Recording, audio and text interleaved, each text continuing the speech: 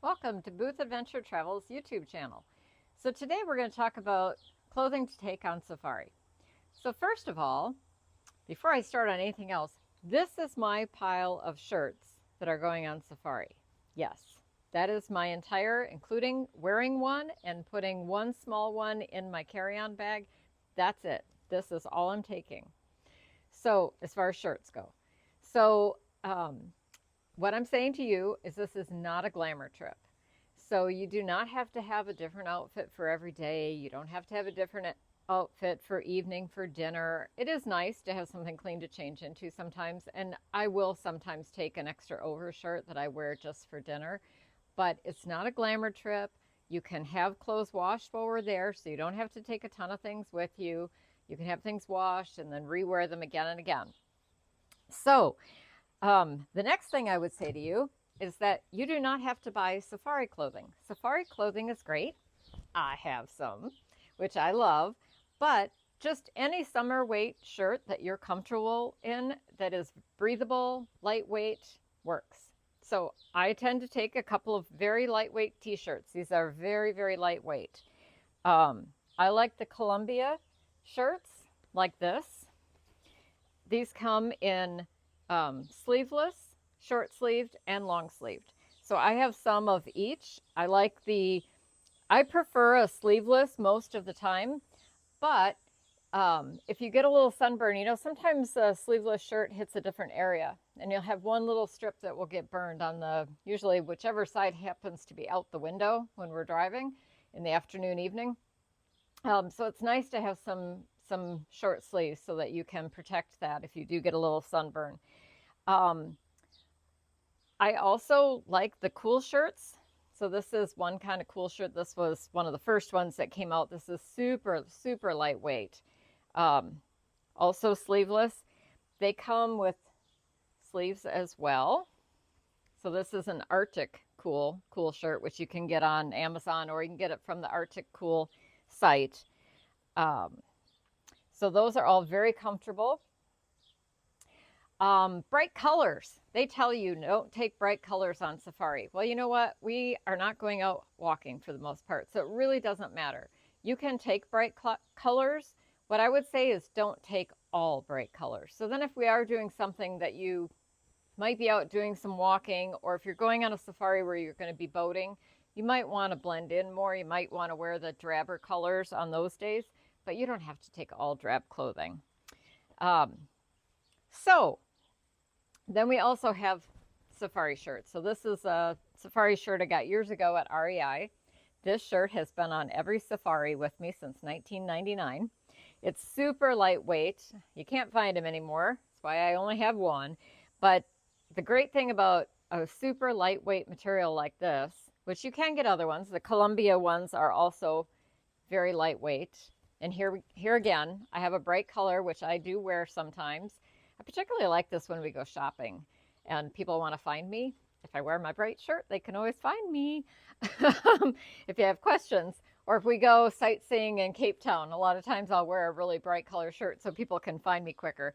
But anyways, this too is super lightweight. I can wash this out in the sink in my room if I need to and hang it up to dry in the afternoon after lunch, and it will be dry in 15 or 20 minutes and ready to wear again. This one for sure that way. They dry super, super quick. So that's a nice consideration. For men in particular, you have to be careful about the t-shirt material of the t-shirts you take, because some t-shirts, like Carhartt is one brand that I've noticed, they have some very heavyweight t-shirts, and those take a long time to dry. And the problem with that is that we have laundry service available almost everywhere we go in Africa. And I always tell people, I tell our guests whether we're going to have laundry available or not and when we're going to have it. So you can send out your things. It's same day laundry most of the time. But the thing is, they don't usually have dryers. So they hand wash everything. They put it out to dry in the sun. And if we have cloudy days or get a rain shower in the afternoon, and heavier weight things won't dry. So even some of the heavier t-shirts can take a couple of days to dry. So that's just something to take into consideration. Another consideration on weight is, okay, so this is my entire collection of shirts. One year, I thought it would be really nice to get a cute shorts outfit to take. So I bought this shorts outfit. Now you can't tell, but this one shorts outfit weighs more than this whole pile of clothing over here. So this cute shorts outfit was a much heavier blend fabric. It's very cute, but it never got to go in Safari because I can take all of this and have all of these changes for what this one cute little outfit weighs. All right, same thing with pants. You can take blue jeans. We've had people come and that's what they're comfortable wearing and that's what they want to wear. I could get by with wearing blue jeans on Safari. I wear blue jeans all summer long in Michigan and we get into the upper 90s. I can do my chores. They don't bother me at all. However, the problem with blue jeans is it takes a long time to dry. So that's an issue when you have to send things out for the laundry. Lightweight cargo type pants. These are from REI. They have convertible legs that zip off here, and then I have a pair of shorts. These are great. Anything like that that's lightweight. We've had people come with capris to wear midday. That's fine. Yoga pants. You know, whatever you're comfortable in that's lightweight, breathable, going to be able to wash and rewear. A pair of shorts is great for the afternoon. I would not wear them up for dinner at night. It's just, the bugs are not as bad there as they are here in Michigan. But because the mosquitoes can carry malaria, we are cautious about our insect repellent use and how we dress for the evenings, which I will have a whole nother video about that. Also, I'd like to say, if you bear with me till the end of this, I have a tip that I'm going to share at the end. That is my 2 favorite things to buy as soon as we hit Tanzania before we go out on safari that help me out. So hang in there for that. All right, the next piece of clothing you need is an overshirt. So this is also a Columbia, and this is just a long sleeve version of the same cute safari shirt. Just the same version, only in a long sleeve variety. And the reason you want this is so you have it for sun protection. They're very lightweight and breathable fabric. So you have it for sun protection. You have it for the evenings when you go out for dinner. That probably was terrible on the microphone, huh? You have it for when you go out for dinner to keep the mosquitoes off of the bare skin. And also for a layer in the mornings and evenings when it can get cool. It's a cool shirt, but if you layer, every little bit helps. And so you want to have at least one very lightweight long sleeve shirt along. Okay, and I refer to that all the time as an overshirt. You're also going to want to have a sweater, sweatshirt, a fleece. This is a fleece that I actually bought there. I love this one. They actually call me Mama Chewy when I come into the lodges wearing this. They're so used to it. I probably had this one for, I don't know, 10 or 15 years now.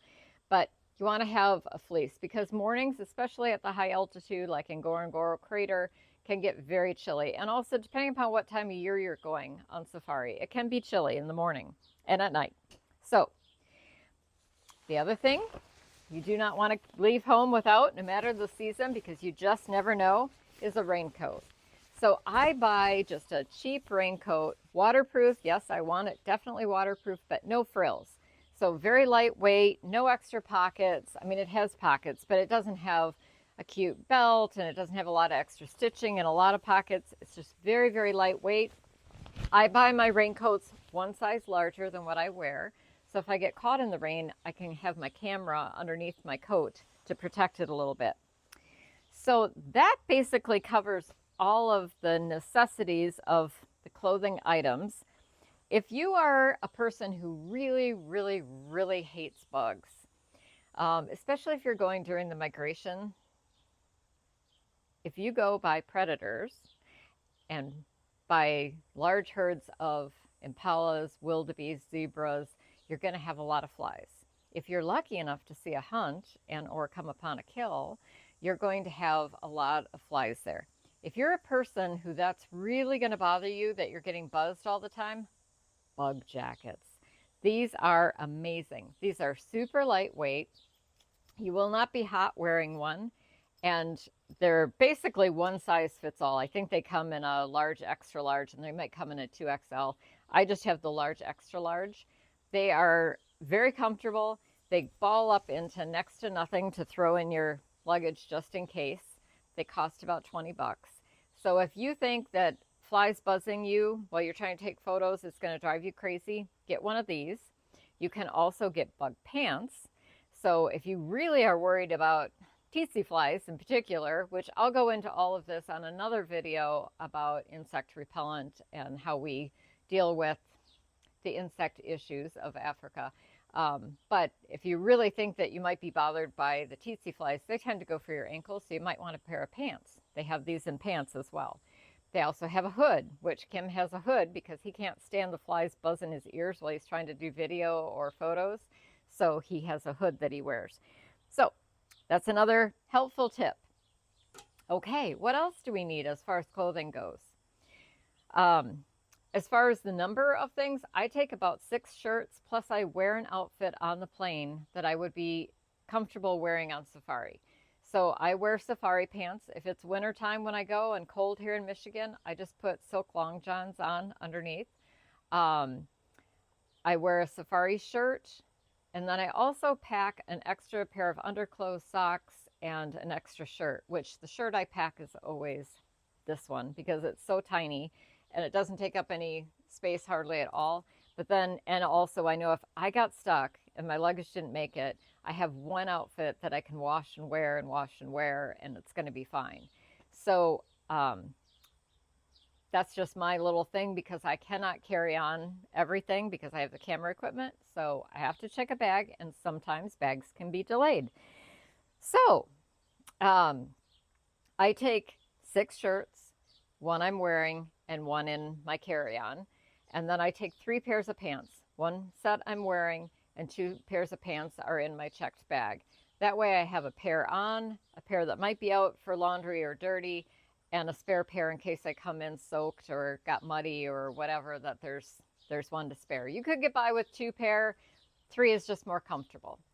One overshirt is probably fine, but then like I said in the beginning, sometimes it's nice to have a second one so that you can change for dinner and put on something that's clean and fresh, because the clothes you take on the safari trucks can get dirty, but we're all in the same boat and it's not a glamour trip and we're going to love you no matter what, so it's all good. Colors.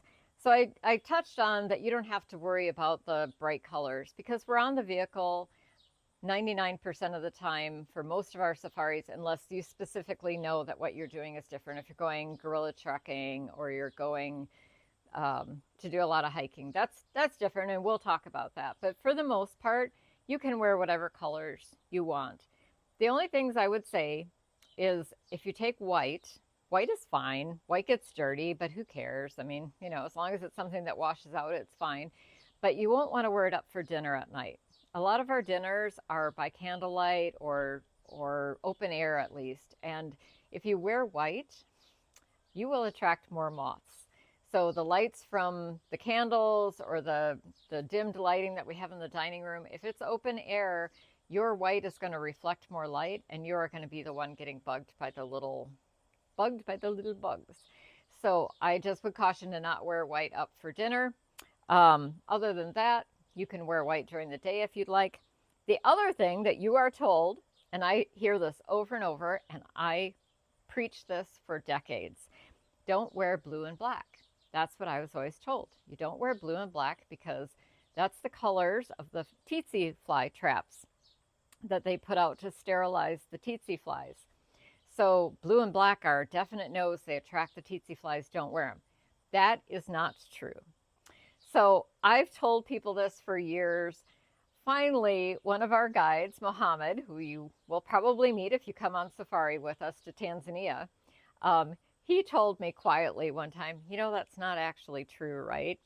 I was like, no, really, this is what I've always heard. You don't wear blue and black. He's like, yeah, it doesn't really matter. It's not the color, it's the movement. It's just the movement of the flags that they make out of the blue and black that attracts the flies to the traps. It's not the color. And I always thought dark colors, blue and black. Well, it turns out that blue and black were what were available for them to make the flags out of.